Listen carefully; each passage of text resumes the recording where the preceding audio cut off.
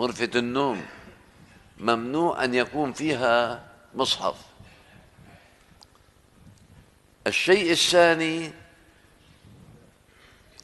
أن لا يوجد فيها صورة، لأن الملائكة لا تدخل بيتا فيه صورة. الصورة اختلفوا، هل هي الصورة مطلق صورة أم الصورة المجسمة؟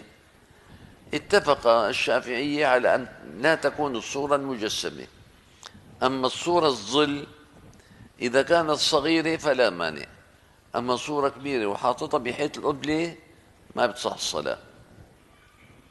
يقول لك قيمة حطها بالحيط الشمالي حتى إذا وقفت تصلي ما تكون قدامك. فشيئين ما بصح يكونوا في غرفة النوم: الصورة